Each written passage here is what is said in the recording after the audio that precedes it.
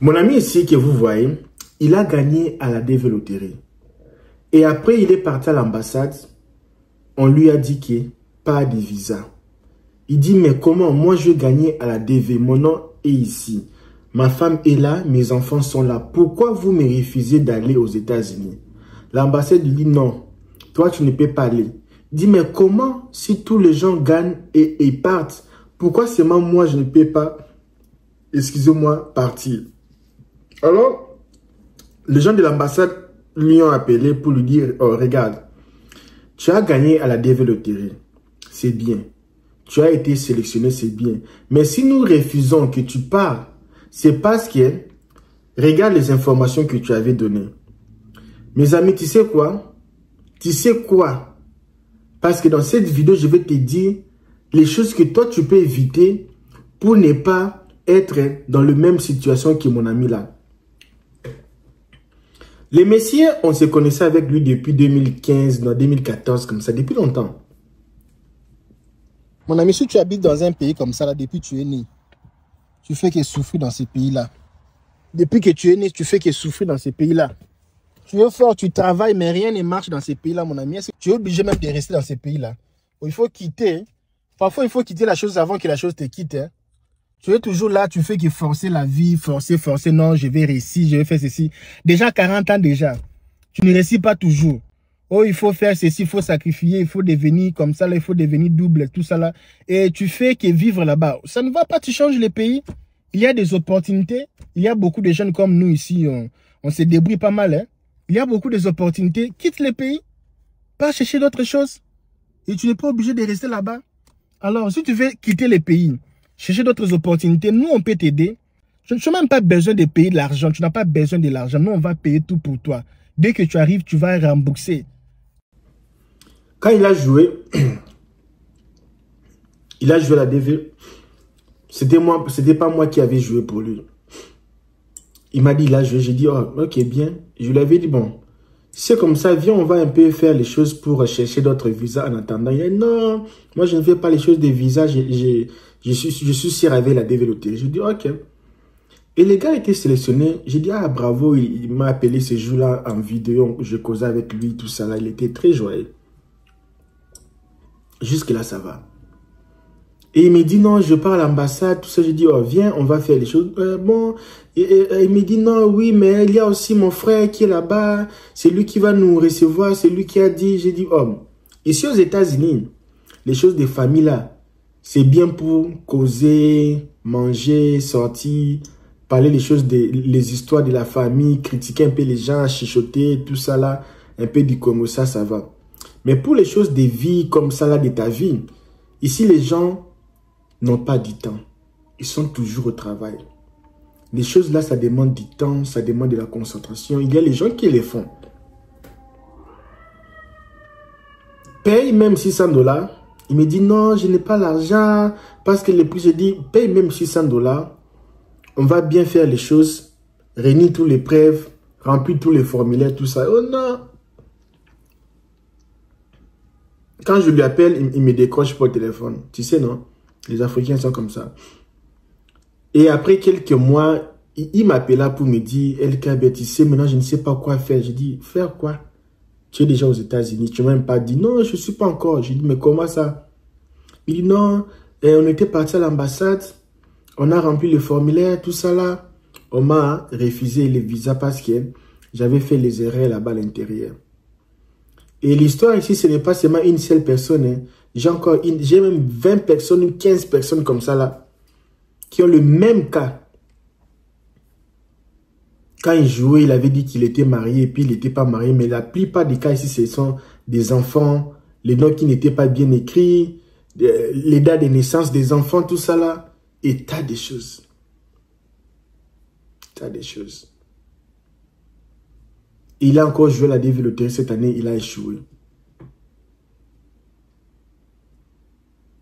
Tu vas dire quoi? C'est de ta faute, hein? De ta faute. Je suis parti dernièrement, j'avais une voiture, je suis parti chez un mécanicien. Il m'a demandé $500, j'ai dit assez beaucoup. Je suis parti chez notre mécanicien, il m'a demandé $100. J'ai payé. Et après, les voitures avaient les mêmes défauts. Je suis parti encore chez un autre mécanicien. 200 $, j'ai payé. Après quelques semaines, quelques mois, la voiture, même problème. J'ai moi-même acheté les pièces, on a arrangé. Et puis, ça fait sortir qu'il y avait encore une autre pièce pour ajouter. Finalement, je suis parti chez le premier mécanicien. Il m'a dit, toujours le même prix que je t'avais demandé. Et depuis qu'il avait réparé la voiture là, je n'ai jamais eu les problèmes. J'ai même vendu la voiture chez une connaissance. Juste depuis que j'ai vendu la voiture là, ça n'a jamais été retourné. Moi, je vous laisse. Les gens qui ont gagné la DV Loterie, félicitations. Les gens qui n'ont pas gagné, félicitations. Mais LKB, est-ce que c'est important seulement de voyager? Est-ce que c'est important de voyager? Je peux dire, pour le moment, ce n'est pas important. Mais à long terme, ça serait important. Pourquoi? Parce que si tu ne voyages pas, tu es dans le monde du business ou le travail, il y aura un moment où tu auras besoin de voyager. Regarde les gens qui font du business au pays. Remarquez, et tous, ils ont des passeports. Ils voyagent souvent pour aller à Dubaï, Chine, Europe, États-Unis. Tous les gens là, ils ont des passeports. Tous les politiciens, tous les gens ils ont des passeports. Pourquoi ils ont des passeports?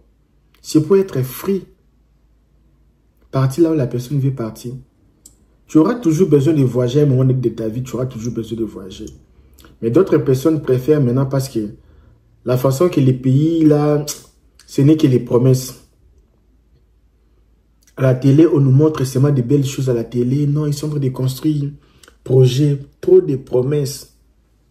Trop de promesses dans les pays là. Donc tu peux, on te fait seulement rassasier avec les promesses. Quand les Américains vont venir, quand les Russes vont venir, ah maintenant les Russes sont là, les Russes vont faire ceci, ils vont construire ceci, les Russes sont en train de faire seulement des promesses. Oh les Français vont faire ceci, seulement des promesses, tellement de promesses. Mais les gens souffrent, il n'y a pas les boulots, il n'y a rien au pays. Tellement de promesses que ça devient une nourriture. Alors, si tu es dans le monde du business, tu vois que tu es fort avec le business, tu as les gens qui ont réussi au pays, on peut directement entrer dans le monde du business, ça va.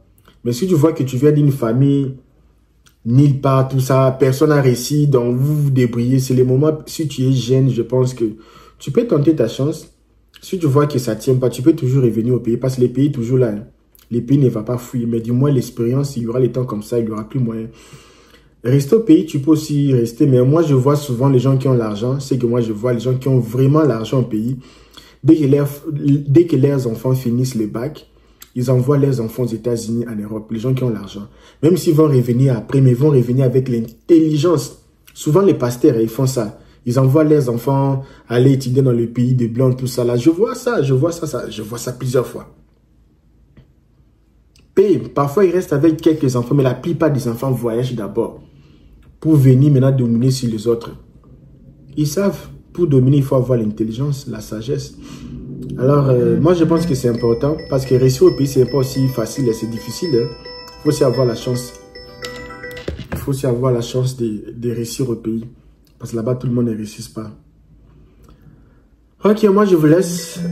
Bonne chance aux gens qui ont gagné. Et les gens qui n'ont pas gagné, bonne chance. Débrouillez-vous. Visa Coupe du Monde, visa de travail, visa étudiant. Il y a beaucoup de sortes de visas. Et débrouillez-vous, débrouillez-vous. L'ambassade des États-Unis n'est pas fermée parce qu'il fonctionne. Sauf que pour avoir les rendez-vous, c'est difficile. Mais les gens qui ont déjà les rendez-vous, ils ont toujours les rendez-vous. Ok? Donc c'est un peu ça. C'est un peu difficile pour avoir les rendez-vous. Mais il y a les gens qui ont déjà les rendez-vous. Et l'ambassade n'est pas fermée parce que l'ambassade fonctionne. Les consulats, il faut entrer en contact avec eux parce qu'il y a les gens qui ont obtenu le visa de bourse d'études. Il y a les gens qui ont réussi au consulat. Ils fonctionnent, ils travaillent. À part là-bas, à Kinshasa, là, les consulats travaillent là-bas à l'intérieur. Ils travaillent. Pas dans leur site. Vous allez voir qu'ils ont des projets à l'ambassade, tout ça là. Ça fonctionne. Donc, moi, je vous laisse pour aujourd'hui. Courage à vous. Et bonne chance à tout le monde.